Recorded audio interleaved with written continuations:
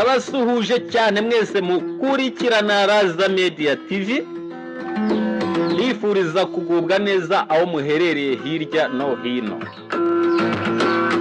Tugarutse hano kuri Raza Media rero tureba ku nkuru zagiye zigenda zigarukwaho cyane inkuru y'abantu bari bamaze kumenyekana ko cyangwa se bari bamaze gukaza ingamba mu buryo bwo kwishakira umurimo ariko mu buryo bw'umuco mubi witwa ubusabirizi.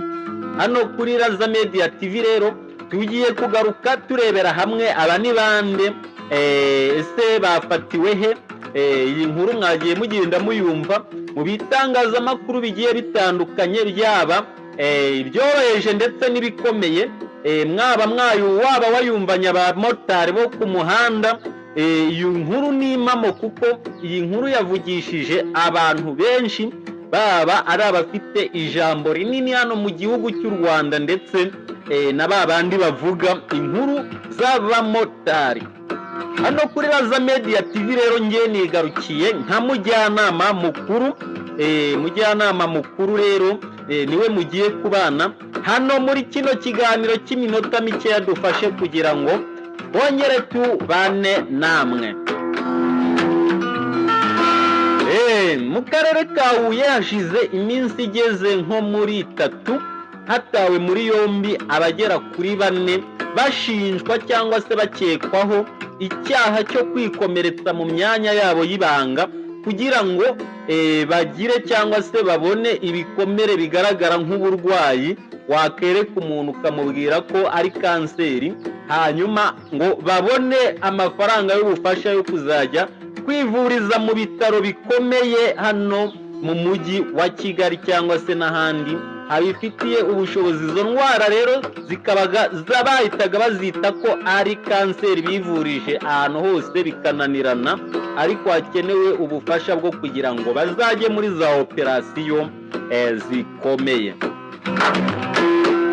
Iyi nkuru yanditswe mu binyamakuru byandika n'ikaramu, yandikwa n'abandikisha za orudinateri, abandi bafata za mikoro barasoma mu binyamakuru bitandukanye, abandi bigerera kuri tele. Basanga ngo uwitwa Zirimwabagabo Didier, uwitwa Hitibanje Frederique, uwitwa Nsengiyumva Damascene w'Irusizi ariya mu Bugarama, uwitwa Niyondeba Arida, uyu akaba ari umugore w'uwitwa ngo Nsabimana Janvier, uwitwa Sake Eric cyangwa se bakunze kwitwa Sake Eric, wita Mugogwe w'Irusizi. Aba ni bamwe mu bagiye batangazwa amazina.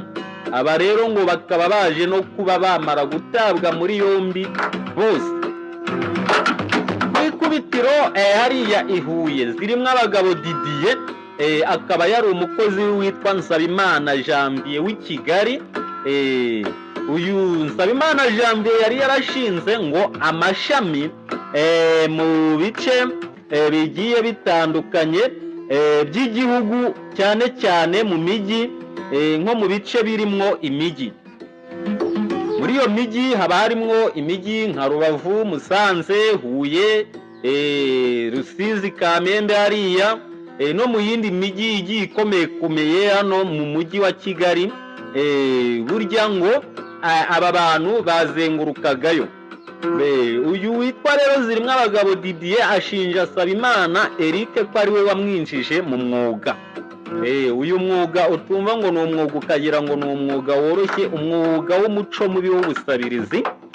Uburyo ngo uyu mwuga watangiye, uwitwa Nsabimana Janvier yigeze kugira ikibazo cy'uburwayi bwo mu myanya ye y'ibanga cyangwa se bwo mu bitsina bye, arangije aza kugurwa no kubona ubushobozi bwo kwivuza, ahita ko agira igitekerezo cyo kugana inzira yo gusabiriza cyangwa se yo gusaba ubufasha kugira ngo abashe kwivuza. Ubwo bufasha barabumuhaye, bamaze kubumuha abona ko binakora, akuramo amafaranga yo kwivuza, asagura yo kurya, arabyibuha.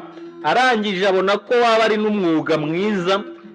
Nyuma yo kwivuza agakira, atangira kurema noneho uburwayi ku giti cye.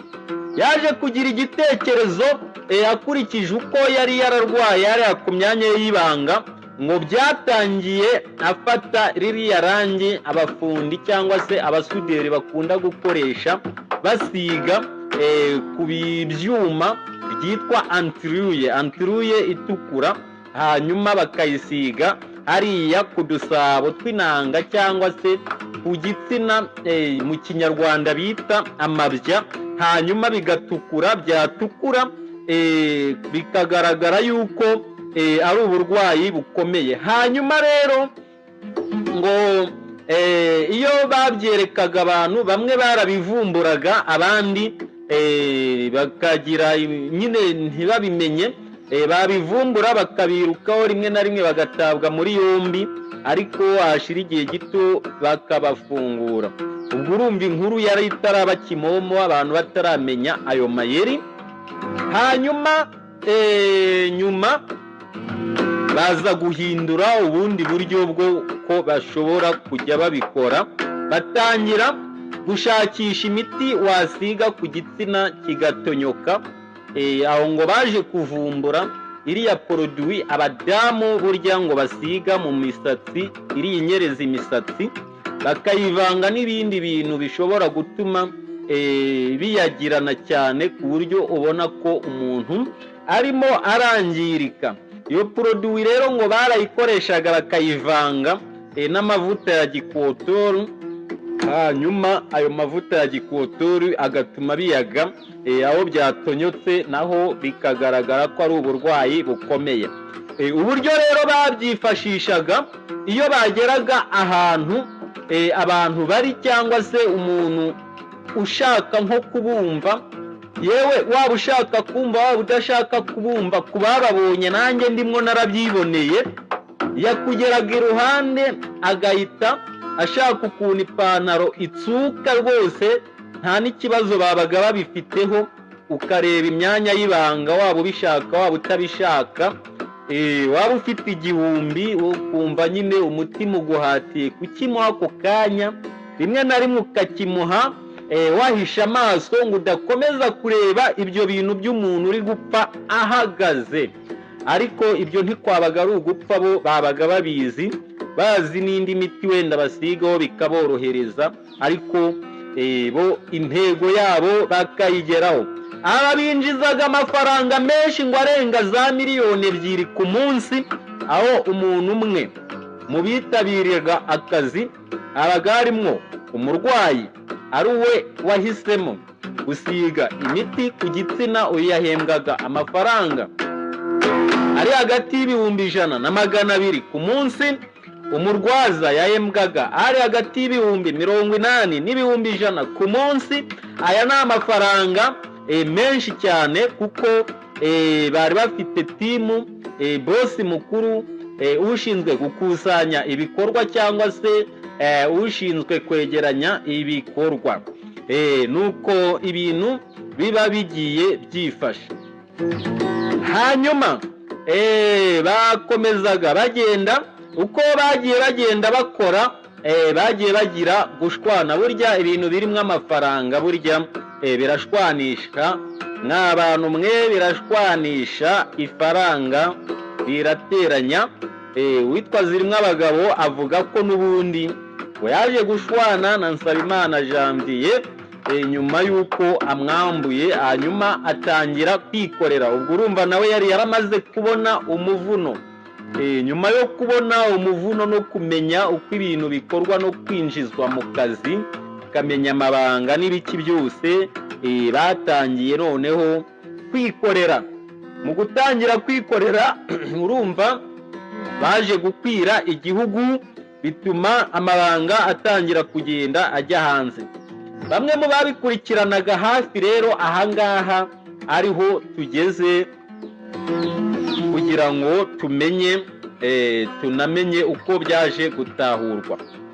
Hari abavuga bati ngewe aba bantu nahoraga mbabona, hanyuma ati nkibaza uburyo umuntu arwaye kanseri akaba amaze umwaka agenda asabiriza atarabona amafaranga yo kwivuza. Bati bikaducanga, muri abo nawe ushobora kuba urimo, kuko hari nk'umuntu umaze imyaka irenga 15 muza asabiriza ku kibazo runaka na n'ubu akaba atararekeraho kubera yuko ngo atarabona umugiraneza. Ukibaza uwo muntu amara imyaka 15 agenda mu migi irimo abakomeye n'aboroheje atarabona umuntu umugirira impuhwe, atarabona umuntu ukora igikorwa cy'ubugiraneza. Ibyo rero wabyibaza ugasanga nyine ni ibintu udashobora kwiyumvisha.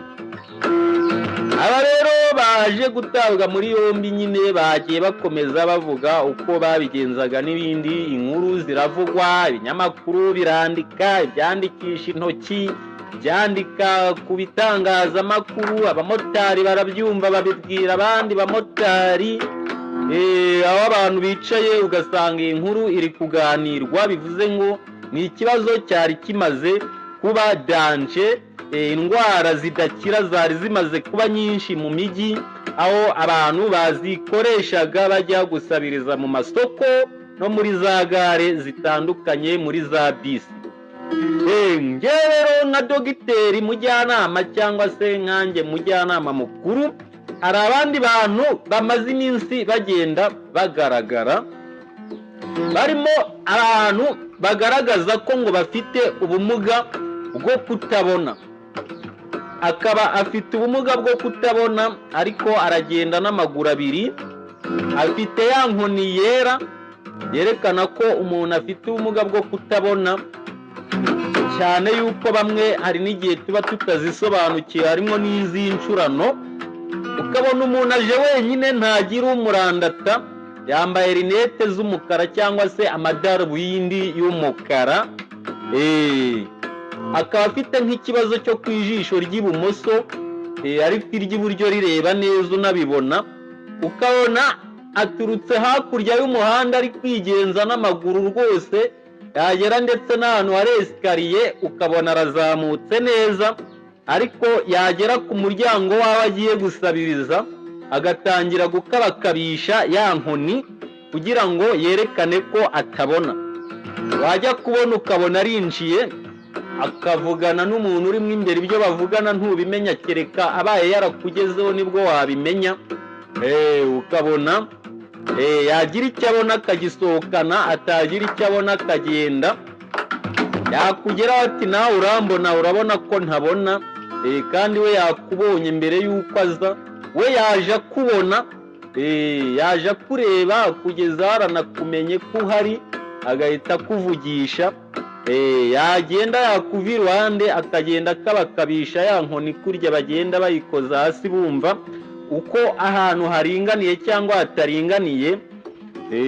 Ubundi yagera hirya utamureba ukabona inkoni ayikubise urutugu, arikomereje nkaho nta bumuga afite.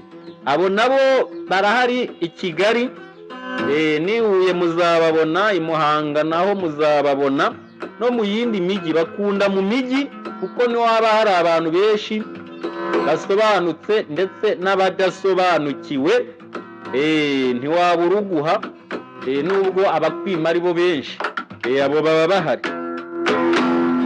Hari abandi nabo baba batwaye inzandiko berekana yuko batumva batanavuga, urwandiko rwiza cyane rurimo umukono mwiza, ariko burya wa muntu iyo umwitegereje aza afite urwo rwandiko rwonyine mu ntoki, ariko iyo hari icyo akubonanye ukamuha n'ubundi agendana rwa rwandiko rwe.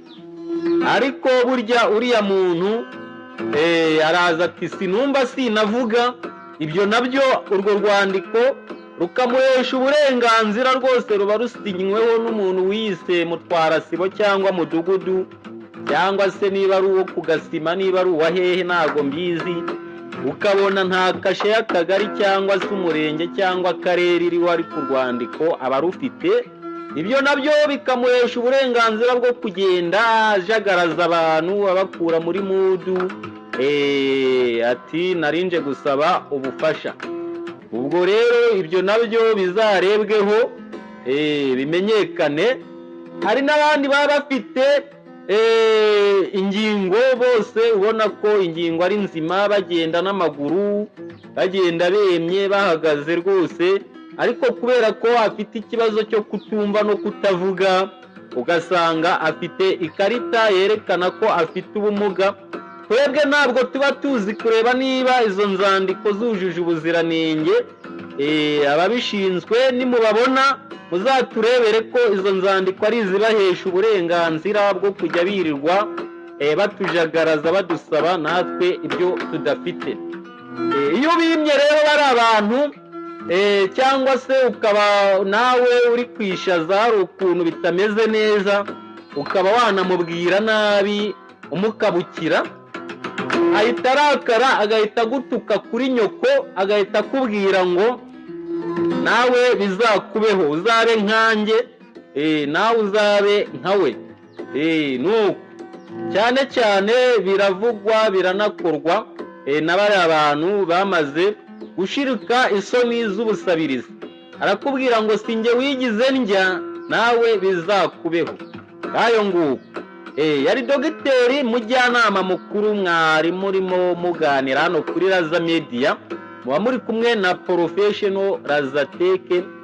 Dukorera igikondo CG mushaka ibikoresho bya electronique, ushaka ibintu bijyanye no kure na reparation, dukora maintenance z'ibikoresho bya electronique bitandukanye.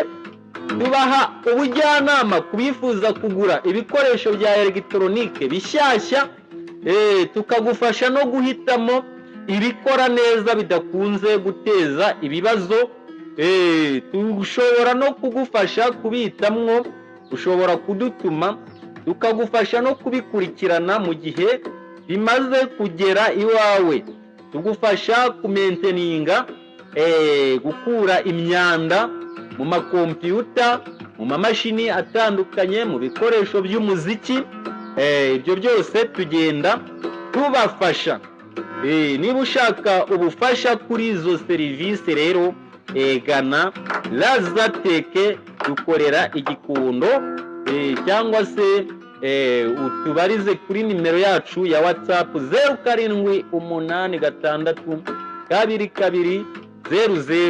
0786220077. Reka tube dusubikiye aha rero, tubifuriza gukomeza kugubwa neza aho muherereye hirya no hino. Ciao ciao.